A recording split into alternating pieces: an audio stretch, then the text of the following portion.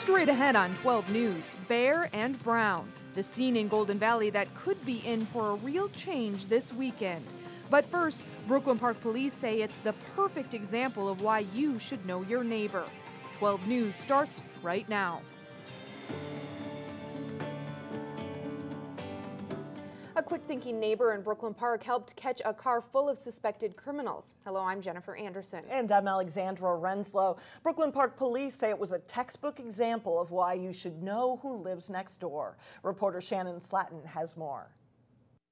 3900 81st Avenue North is a quiet residential street in Brooklyn Park. It's not a place where police respond that often.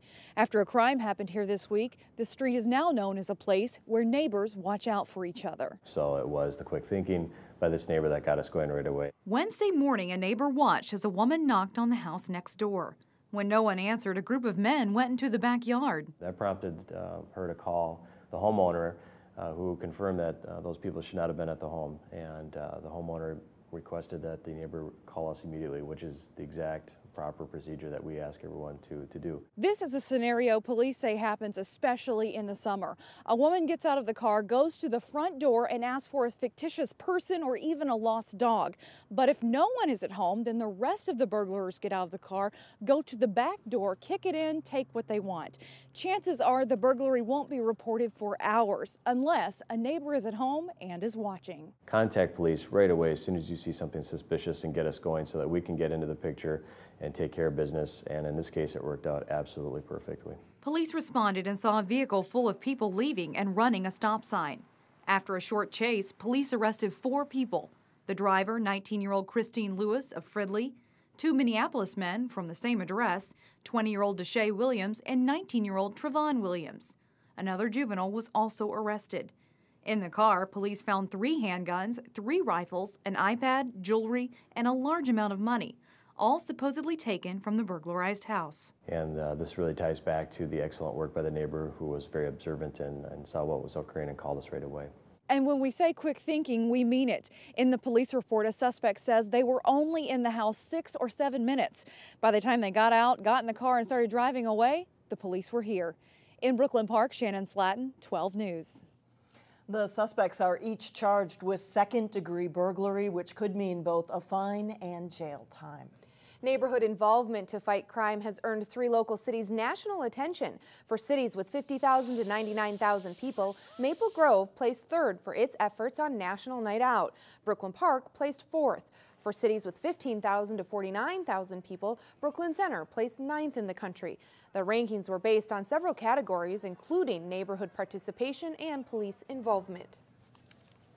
Well, you may remember this scene from 3 years ago when nurses at North Memorial Medical Center and other Twin Cities hospitals held a one-day strike. At the time, nurses were upset about staffing levels. Well, that scene won't be repeated anytime soon. That's because the nurses union has reached a new 3-year contract with Twin Cities hospitals. The new contract takes effect in June.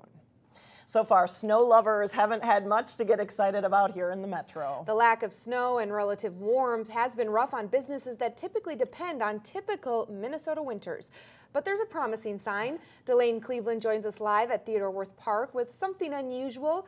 Can you see some snow out there, Delane? Is that snow? Yeah, there's a little bit of snowflakes here, something we haven't seen a whole lot of yet this season. Now, ideally here at Theodore Wirth Park, these trails would be covered with snow and packed with everything from skiers, cross-country skiers, to even people doing some snowboarding and tubing. But the season has been anything but ideal for Theodore Wirth Park. And joining me now to talk a little bit about more of that is the facility manager of Theodore Wirth Park, Mike Baker. So, Mike, thank you for joining us. Tell us a little bit about how has it been so far this season? It's been relatively slow. We're very dependent on Mother Nature giving us colder temperatures so we can make snow, and like she's trying to do now, give us some Mother Nature snow, which we depend on. Yeah, what does Mother Nature need to do to help you guys out for to make this a really good season these next few months? Because we make snow, we have 5 snow guns like the one next to me here. Colder temperatures. We need to be somewhere in the low 20s, low humidity, so we can make snow. That will allow us to make snow for our tubing hill, snowboard hill, as long as the 2.5 kilometers of man-made cross-country trails that we have here. Are you optimistic about how the rest of the season is going to be playing out? Very optimistic. We've looked at forecasts, and it looks like this Sunday we will be able to start all 5 snow guns, get them running, and be able to make snow for a length of time, a very long time, 24 hours around the clock for, days upon end. All right. Thank you very much for joining us. Appreciate it. All right. Also worth noting, Jen and Alex, is that today officials from Hennepin County tweeted that there's a winter storm watch that begins Saturday at 6 p.m., goes through Sunday at 6 p.m. So just a reminder out there for everyone to be careful and stay safe. Reporting live in Golden Valley, Delane Cleveland, 12 News. Thanks, Delane. Things are going to look very different in the next couple days. Well, if you're out holiday shopping this weekend, consider buying a gift for a local senior. Home Instead Senior Care in Maple Grove sponsors the Be a Santa to a Senior program. At local businesses, you'll find Christmas trees decorated with paper ornaments that have gift requests written on them. Home Instead hopes to give gifts to about 2,500 seniors around the Northwest Metro. This might be the only gift they get all year long, and the only visit. I mean, that gift of a little companionship and a nice little Christmas gift to remember those seniors who, are often forgotten. Go to beasantatoasenior.com to find a participating business near you. Time is running short. You have until Monday to drop off gifts. And talk about spreading holiday cheer. Take a look at what one Golden Valley company is doing. Box after box, adding up to more than 46,000 pounds of food and clothing, were donated by employees at Allianz Life Insurance. Hundreds of employees got into the spirit, passing along these donations to the Prism Food Shelf in Golden Valley, where the need is greater than ever. Compared to a year ago, we distributed 80,000 pounds more food this past year. We can't keep food on our shelves. As soon as we get this, it goes. So it's a big need, and it's just wonderful. Employees also collected toys for the Toys for Tots program. Coming up, how a trip to Romania inspired a children's Christmas book. We'll meet the Brooklyn Park author next. And then later in sports, the defending state champion boys basketball team from Osseo hits the court for its season opener. But first, it's a look at your AccuWeather forecast.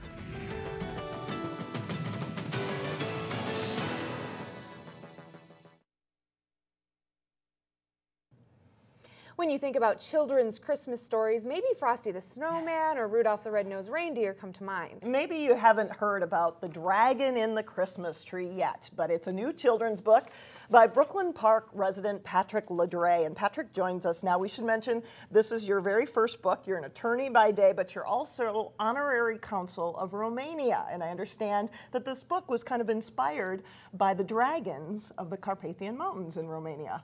Dragons have been legendary in Romania for hundreds and hundreds of years. And in fact, in the 12th, 13th centuries, all Romanian coins had the dragon stamped on one side. And a lot of kids know that, as J.K. Rowling said in her book, Through Hagar, all dragons come from Romania. And so, and even for people before the Harry Potter series came out that were familiar with the most famous Transylvanian Romanian, that was, of course, Dracula. Dracula in Romanian means young dragon. So the ties between dragon lore and Romania are very strong in the Carpathian Mountains. And for you, it kind of spawned this story. Tell us a little bit about it. I understand the dragon kind of comes to the rescue for a family at Christmas time. It does. This species of Romanian dragon is very small and generally invisible, except for just a few days about the time of the winter equinox, just before Christmas. And at that time, it goes through a period of dragon rest, which is very brief periods of hibernation when it's visible. And this dragon was very curious about two children and their games out in the yard and followed them into the house and was trapped there because the bad storm was coming. And then it became visible. It was discovered by the little girl who shares it with her brother. And the long and the short of it is that the dragon was very curious as it watched the Christmas season unfold. And then, unfortunately, the large willow tree next to the house during a severe storm crashes through the roof, and the family is put in peril because they're extremely cold. And in spite of this, And then, of course, they remember the dragon, and the dragon had the ability to make sparks, but they can't find the dragon because it's no longer visible. So the dragon watches as the family celebrates Christmas in spite of its own peril, singing Christmas songs, exchanging gifts, and then the dragon, fully rested, flies out through the hole in the roof, and then, for whatever reason, decides to return to the home to save the family at Christmas. Using one's ability to help and acceptance, and we saw a little bit of video from your book signing today. You've got a book signing coming up tomorrow at the Mall of America, 1:30 to 3:30. That's right. Thank you very much for this opportunity. Thank you thanks for coming in. joining us. We appreciate it. Coming up, blending the holidays with something truly Minnesotan. We'll preview Miracle on Christmas Lake 2 in Weekend Showcase. But first in sports, a pair of district rivals square off on the court as Park Center battles Maple Grove. John Jacobson is in next.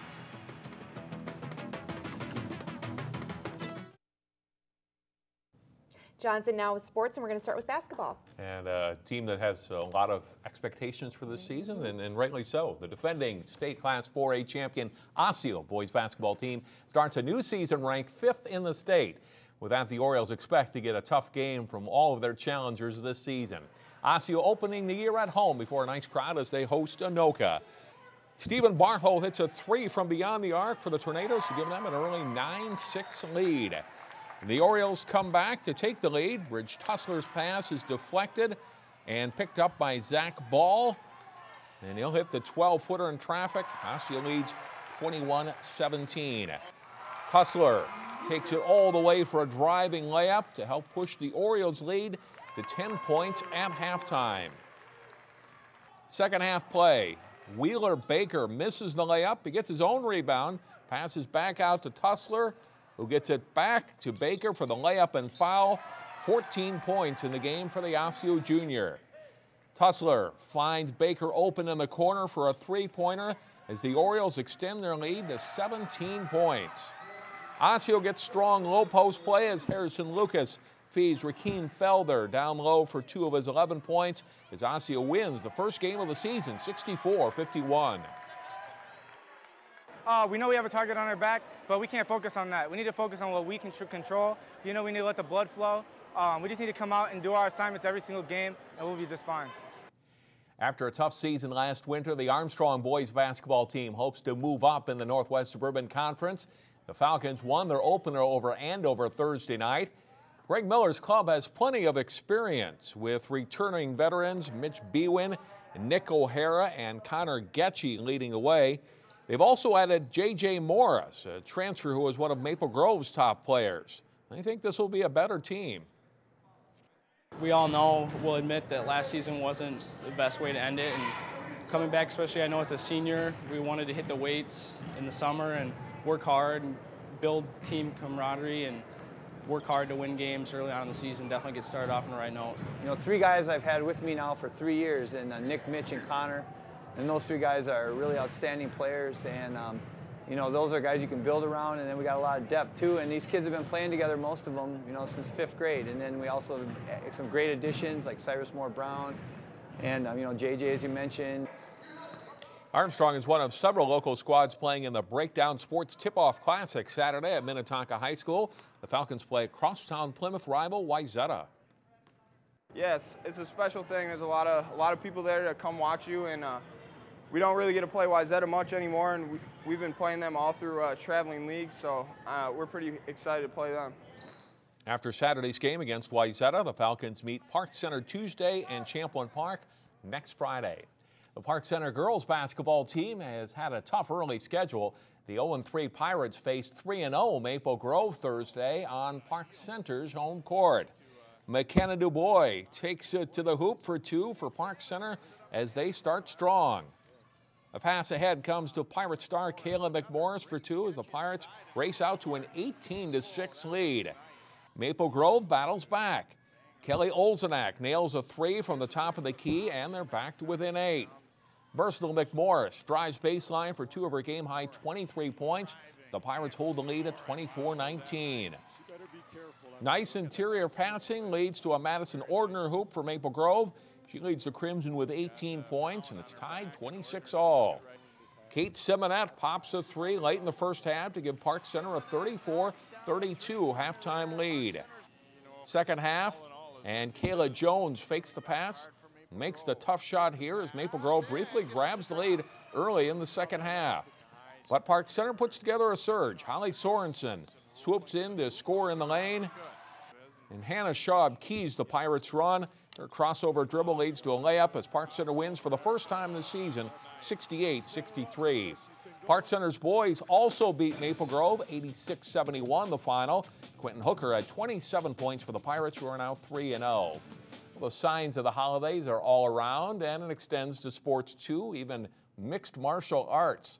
Season's Beatings is the theme for the 13-bout fight card at the Target Center Saturday night. 5 guys who train at Valhalla Combat Sports in Dayton are on the card, including Champlin Park High School graduates Josh Wiseman, Mahmoud Aburia, and Damian Hill. Local fighter D'Angelo Curtis is also fighting, and Brett Murphy, with an 8-1 career record, is in the main event, taking on Kevin Asplund. Doors open at 6 o'clock. The first bout is scheduled for 6:30. It's a little mayhem to go with your holiday. All right, yes. Whatever works for you. Thanks, John.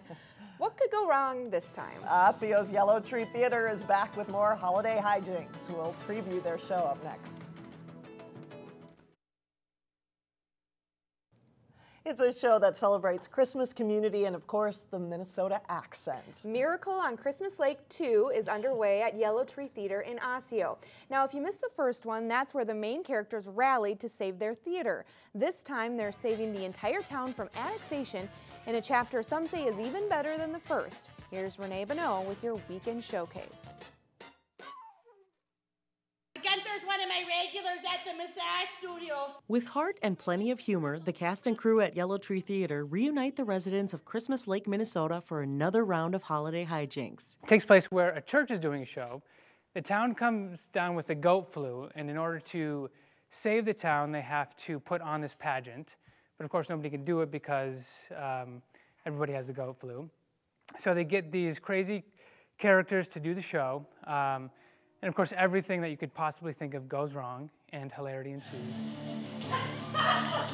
If you haven't seen the first chapter, don't worry. A quick recap in the beginning gets you up to speed, then this new story takes off. I think it's really kind of like vanilla and chocolate. They're both great, but, you know, they're different. The show is suitable for those ages 7 and up, so it's a great way to entertain your family or out-of-town guests. They laugh from beginning to end, and it's really nice. Miracle on Christmas Lake 2 runs Wednesdays through Sundays until the end of the month. For times and ticket prices, go to our website, 12.tv. For Weekend Showcase, I'm Renee Bonneau. All right, thank you, Renee. We'll have to look forward to that one. That's all the news for now. Thanks for joining us. Have a great weekend, and we'll see you back here Monday at 4.